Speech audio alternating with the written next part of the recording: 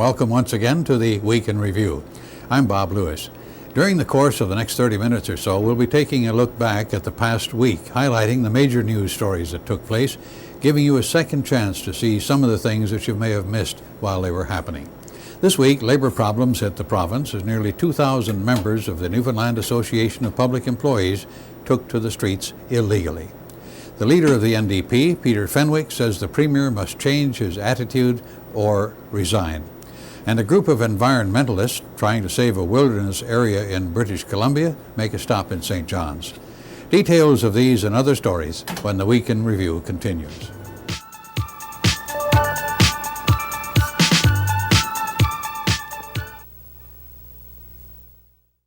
I'm Beth Penny. Join me weeknights for the award-winning NTV Evening News Hour. And if you want a little bit of good news, on Monday evenings, we bring you NTV's Silver Linings.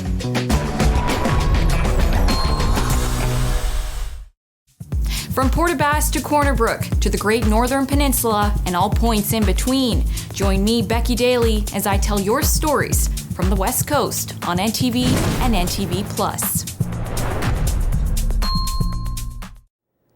The province was faced with a fair-sized share of labor problems during the past week. It all began on Monday when some 1,500 members of NAPE, responsible for highway maintenance, repair, and snow clearing operations, walked off their jobs illegally. By Thursday, the workers had still not returned to their positions, and the government was reacting. That afternoon, the president of Treasury Board, Neil Windsor, called a news conference to announce that the strikers would be suspended and could face fines for their action. NTV's Lynn Burry had this report on Thursday evening. Workers continue to defy the court injunction ordering them back to work and claim they won't return to their jobs until the union gives them approval to do so. This afternoon, Treasury Board President Neil Windsor said the situation can no longer be tolerated, and the government will be taking strong action against the union and its members. It is now apparent that our employees have decided to continue with these activities. As a result, government has determined that employees who report for work by noon tomorrow will be suspended for 2 working days at a time to be determined by management. Employees who do not return to work by noon Friday, March the 7th, will be suspended without pay for 30 calendar days.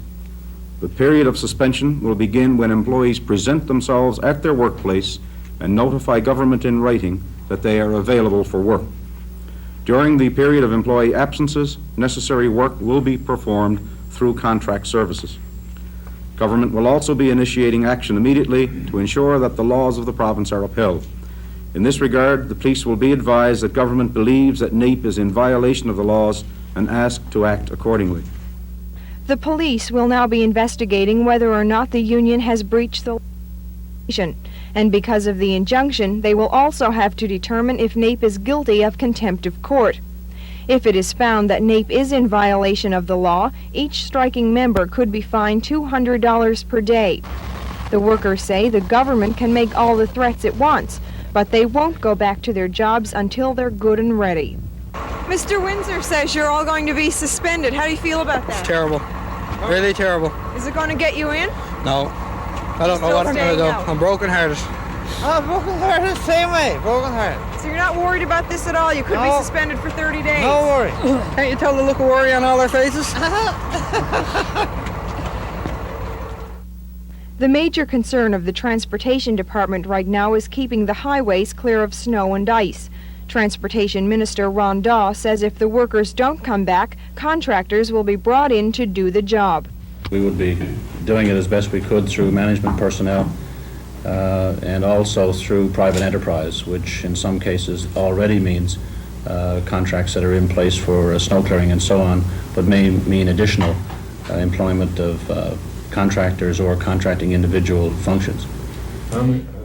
Tonight, Fraser March meets with the union's executive to determine what to do about the strike situation.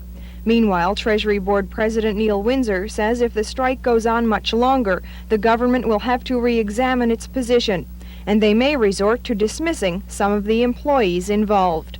Lynn Burry, NTV News. Also on Thursday, a number of employees at the Health Science Center in St. John's held a peaceful demonstration. The 100 or so workers are upset of the new policy governing sick leave introduced by management at the hospital. NTV's Paul Harpel reported that evening that the workers, also represented by NAPE, feel the new policy is just too personal. The workers, members of the hospital support staff, began their demonstration at noon. They took turns during their lunch break to march in front of the hospital carrying posters. Union spokesman Bert Pitcher says they are fed up with the changes made to their sick leave policy, and they felt it was time to tell officials of the hospital just that. Well, they made some drastic changes whereby now an employee is required to submit to the employer a certificate which spells out what his medical problem is. And in the past 2 weeks since this policy has been instituted, 2 supervisors that we know of have left this medical certificate open on their desk for a whole weekend for any employee to see. And we don't feel that it's any other employee's business what another employee's medical problems are. The workers say the changes to sick leave are unwarranted, and the hospital is intruding into its employees' personal lives. For example, you could be, well, take an example, if say a young girl was off sick because she had to have a therapeutic abortion or something, this note could be left on the supervisor's desk and can be read by any staff that goes back to his office. These offices are not locked or accessible because the schedules are kept in them and such. And an instance has happened recently where this did happen. Has it become too personal then? Yes, it is too personal. Very much so. The only thing is my own personal business. They wants to know it, hey? And then they're trying, to frig us around, because I think the sick leave policy that they had where you just call in sick, fine, and then they're trying to say that they're trying to catch the abusers, which really they're not, because there's legitimate people who are sick on extended sick leave that they're making it hard for them, right? They're saying you can't work or we don't want you here. And they're trying to find a reason why you're sick, right? And then if you call in sick and you tell the supervisor why you're sick and he don't like it, well, you're not sick. You got to be pretty sick, before the supervisor think you're sick, or I don't know what they call sick no more, right? The demonstration today was mainly to protest the changes to sick leave requirements.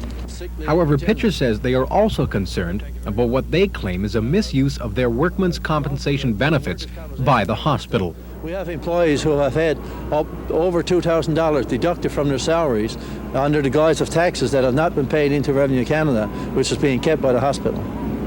Do you have proof of that? Well, every employee has on his end of the year check stub a list of the dollars taken from his check. On his T4 slip given out by the employer, there's in some instances $2,000, $2,200, $2,500 difference. Today's demonstration could be the first of many. The union will now await the reaction of hospital officials and plan their next move based on their response. Paul Harpel, NTV News. But the problems for government with regard to NAPE did not end there this past week. On Friday, another 800 or so members of the same bargaining unit as the transportation workers left their jobs. The workers decided, like their counterparts in the highway department, there was no other option open to them. Well, we walked out today to see if we could get the people back to the table to get some negotiations on the go again. We're out now to try and get parity, the hospital support staff and the rest of the locals that are about $2 more ahead of us. Do you have any fears of repercussions by the provincial government? They've gone after your other brothers in the transportation. Do you feel you're going to get the same treatment? Probably so, but I don't think it's going to matter. I think we're going to stay out anyway. It's time now that government look at our wages and probably give us a good increase this time. Even if you have to face fines and suspensions? Sure, why not? What group is actually involved here at the Confederation building? Well, it's the maintenance staff, security, and printers, and we also have a couple of brothers from MCP here today. Still with labor-related issues this week, on Monday morning, over a dozen railway workers met with Premier Brian Peckford to find out what the province is willing to do in order to save their jobs. Union spokesman Mike Walsh said following the meeting, if the railway does close, it's a fact they'll have to live with. He says, however, the union wants the workers taken care of. Well, our main concern, of course, is for our people. We elect the 800 plus employees of Terra Transport in Newfoundland, and our concern is for the employees of the railway. They are looking to us as to what the future may hold for them. The average age of the railroad of Newfoundland today is 49 years of age. And what do you do with an individual in that bracket when it comes to looking for employment? The employees of Terra Transport have been reduced from 1,300 in 1979 down to approximately 800 today. We are now in a younger group, and these people are looking to the future and are saying, what about us? Certainly, as railroaders, we are interested in retention of the railroad in Newfoundland, but we're not prepared to sacrifice the future of our people. The railroad to us means employment for our people, and that's where our interest lies. So by freeze you mean that people won't get laid off? Well, in 1978, 1979, we had a freeze on employment. The government at that day in Ottawa gave us a guarantee that there would be no positions reduced until a decision was made. And that decision was made, and a 5-year directive was given to Canadian National, and a labour assistance program was put in place. We are now at the end of the 5 years. Our labour assistance program has run out. It seems to be no relief for the employees, that the uncertainty is creating a lot of frustration among the employees. It's creating frustration, I suppose, among the customers of Terra Transport. They don't know what way to turn.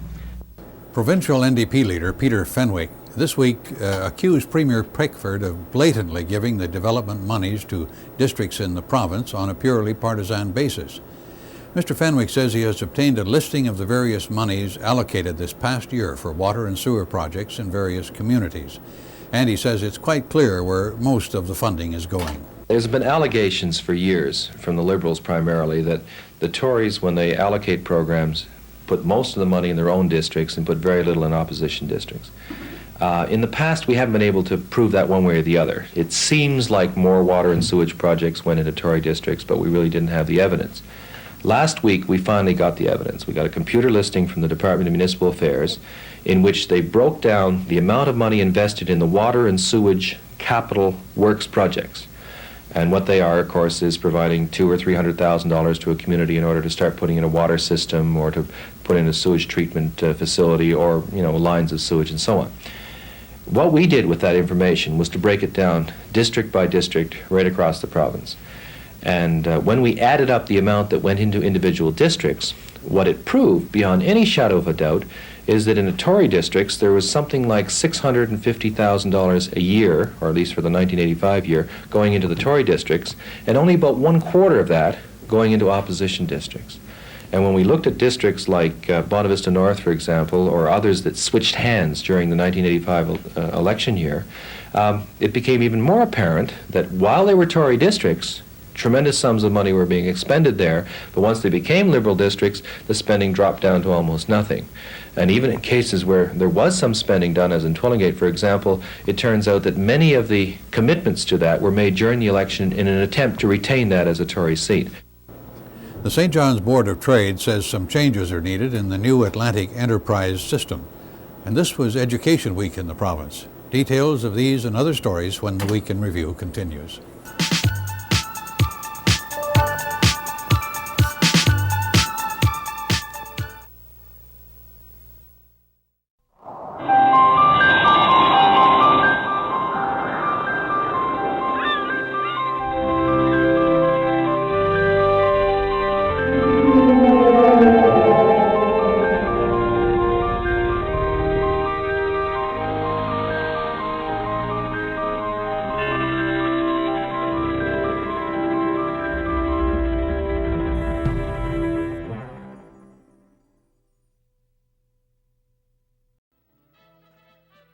Start to sort out and consolidate. We have nothing but a bright future in Newfoundland. I think that we're just beginning to understand the golden age. More and more, the new generation of Newfoundlanders, Brian, is a very bright, delightful group of people, and they're the ones who are going to be taking over this country. And they're as bright and as alert as any young people anywhere on this planet. So we have nothing to worry about the Newfoundlanders, the new generation. They're bright, they're not going to be fooled, they hear clearly what's being said. They understand, I think, more than any generation before, the potential of this province. And when you think that Newfoundland Labrador is projected to be worth trillions and trillions of dollars, and there's only 600,000 of us, well, each one of us is a pretty well endowed, I think, with a future potential in this province. And I got nothing but strong feelings of great sort of inspiring future for the province. And I hope that we will have more intelligent political discussions, we'll have more open discussions. We remember that what we say is vital now, because the free enterprise system is in a battle for its existence. It's happening throughout the country. You can't destroy the system and expect the system to be able to provide the jobs. You can't overtax it and expect it to survive. You can't compete against it unfairly and expect it to survive. You've got to nourish it, you've got to encourage it, you've got to teach people how it works. We got to help all of us together to make it work. And I think in that sense that we've got to look and come forward together. But it's a good future. I'm not disappointed or negative about the future of Newfoundland. I think we're going to have a little hard time as we readjust, but we're going to get through it and we're going to be very successful.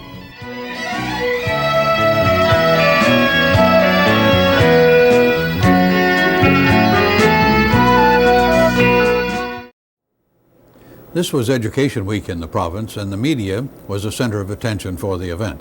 In fact, the theme of this year's Education Week was Media, More Than Meets the Eye. At the beginning of the week, NTA President Roger Grimes spoke with NTV about the theme and how they interpreted it. The media, we found now, has had a real impact in the schools right through all grade levels, and therefore we felt that it was time to center this week around the media and attention to it. What kind of role has the media played in the education of our youth? Well, aside from the fact that certain technologies related to the media have been used in school itself in the instructional process as aids, we are finding that the media formulates certain ideas for students. They pick up from their experiences visually and the ones that they also have through hearing and through sight in reading, that they come with some preconceived notions that are not necessarily endorsed by their parents or by the teachers. And then there's the balance of encouraging and reaffirming the positives and trying to lead them to rethink positions and make judgments for themselves. So has the media played both, would you say, a positive role as well as a negative role? I think more largely positive, in that even if there's something that the adults of society as a whole would think to be negative, then at least they have to be very good in their reasoning and their logic to convince young people that what they heard, saw, or witnessed was in fact somewhat wrong. Meanwhile, Premier Brian Peckford was on hand Monday to officially kick off Education Week. The Premier indicated that the theme for the week was most appropriate, and according to Mr. Peckford, today more than ever, the media is playing an important role in the education system. Oh, no question about it, that not only must there be education flow, but I guess we see it on a lot of television now, where they have various kinds of shows for kids where they're trying to get them to think, just not accept all the information, but put together the information and make a rational decision or a rational judgment. Information is one thing, the use of the information is another, and therefore that's that's sort of the blessing and the curse of the media that you need through your educational process to train children to be able to use that information that they get bombarded at them every day.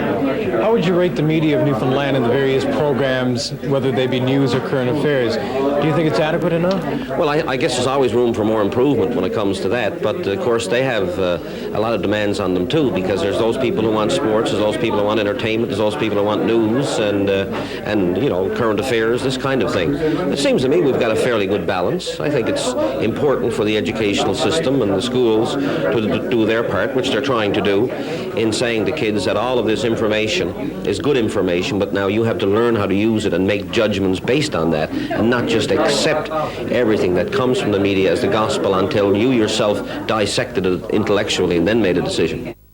The president of the St. John's Board of Trade says changes are needed in the Atlantic Enterprise program to accommodate the Newfoundland business community.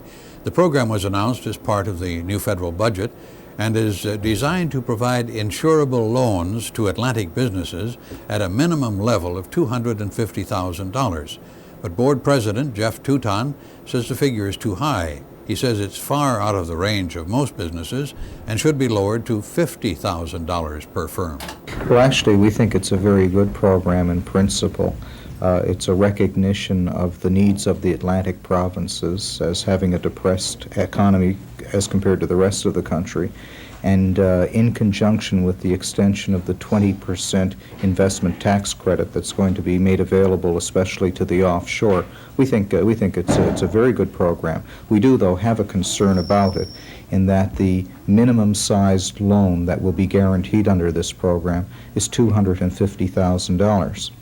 Now, there are about 50,000 small businesses in the Atlantic provinces, and very few of those businesses have the need or the ability to qualify for that size of a loan. So what we've suggested to Minister Sinclair Stevens is that he reduce the minimum amount from $250,000 to $50,000.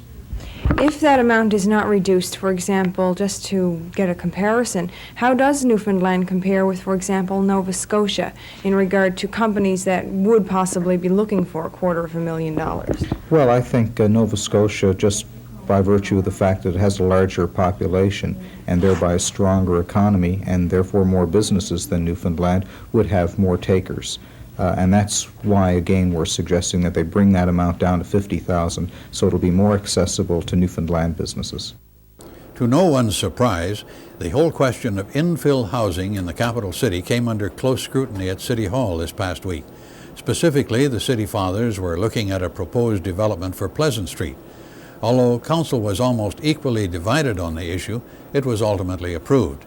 But Mayor John Murphy still expressed concern about the future of the entire infill housing concept. So it's been a wonderful program. It's restored, especially architecturally, very satisfyingly, the older part of St. John's, and simply because, as in this case this morning, and in similar cases, there has existed for some years a vacant piece of land next to somebody's house, which they've enjoyed, and rightly so. It doesn't mean that we can never build on it, because that's grossly unfair to the owner of the vacant land.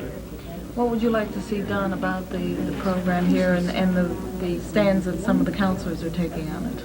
Well, you know, if you take every piece of vacant land that exists in St. John's, and because the neighbors are maybe using it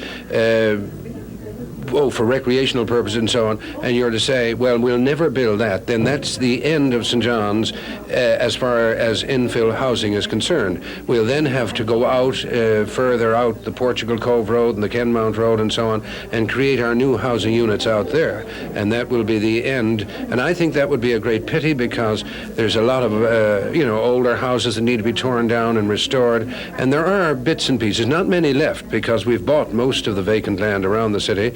And things like, where we've built Riverview Towers at the end of New Gower Street and Larkin Square, they're all very, very beautiful places to live. Up on Hamilton Avenue, where we tore down the old foundry and put up houses there. On Rollins Cross, they're all very beautiful. And I just can't understand why so many of the councillors are against it.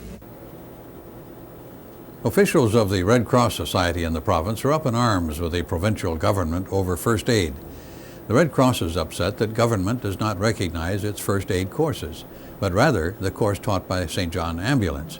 Ray Hopkins, past president of the Newfoundland branch of the society, adds, however, that they're not upset with St. John Ambulance, just the government. That is correct. Under the occupational health and safety regulations of the province, there's only one agency recognized, and that is not Red Cross, but Red Cross is delivering first aid services in this province, and we have been for a number of years.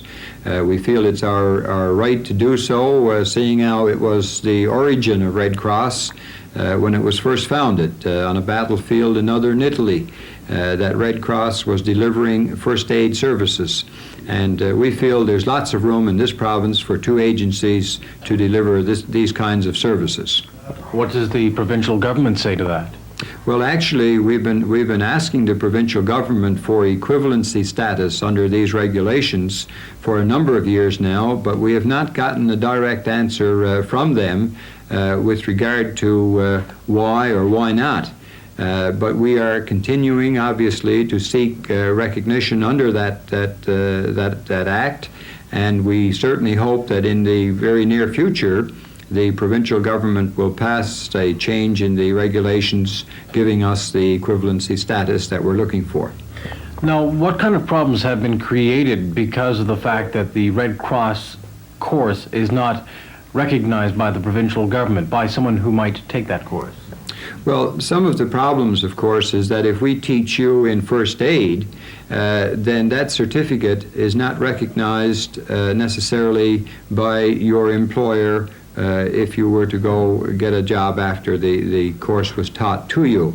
It's our argument that our course is of equal use to an individual once you have received and became qualified in the first aid delivery. What had threatened to become a major confrontation turned out to be a gentleman's discussion in St. John's on Tuesday night. A group of environmentalists from the west coast of the country were in town to explain their reasons for wanting the Moresby Islands in British Columbia converted into a national park. But following the environmentalists were a couple of other people who feel that a park and continued logging operations could be viable. One point I want to make is that, like, the number one professional forester in British Columbia has been in charge of commissions. Peter Pierce has just come out with a statement that there should be no fight over logging in South Moresby, that there's plenty of area to compensate the company, to keep the jobs, and still preserve South Moresby in its entirety. That is our proposal. And that's Peter Pierce. However, you support complete preservation, which puts a lot of my friends and neighbors out of work. All I can say, Bob and Pat, I think, We've been carrying on debates for a decade or more, and maybe it's only fair in Newfoundland here to have some of the people ask their questions. Yeah. Is there anyone else in the audience for you, Tom? I'd like to ask just one question, and I'm going to step off the floor. Okay. This question is that in your slideshow, I find it very interesting that you spent no time in your slideshow dwelling on forest and Charlotte Islands. All you did was show the negative side of logging. Now, I live there, and I happen to know that that's not the total story of logging. I am a logger. I happen to know that that's not the total story. I have many friends who are hard-working, dedicated foresters, and they say that's not the story. And finally this week, 6 women, one a Newfoundlander, had to delay their attempt to reach the North Pole because of bad weather. The group left Norway about 12 days ago, but were forced to turn around last weekend when there were reports that the Newfoundlander, Mary Williams, was suffering frostbite. But a spokesperson for the National Research Council in St. John's on Monday indicated that Miss Williams is all right and anxious to resume the trek. While they were there, they decided to have some medical tests done to make sure everything was okay, and everything checked out. Everyone's fine, raring to go and eager to get started again. They're planning to start off in a few days once they've had a few days of clear weather to get going again. Have you actually talked to Mary Williams yourself? No, I haven't spoken with her, but people here have been in touch with her and spoken directly with her, and she's fine. Okay, so that, I guess, would dispel any rumors that she herself was not feeling well. Right. And that completes our look at the major news stories for the week of March 2nd through 8th. Remember, if you happen to miss something as it happens during the week, join us each weekend when we'll do our best to recap the major news stories for you. For the Week in Review, I'm Bob Lewis. Have a good week.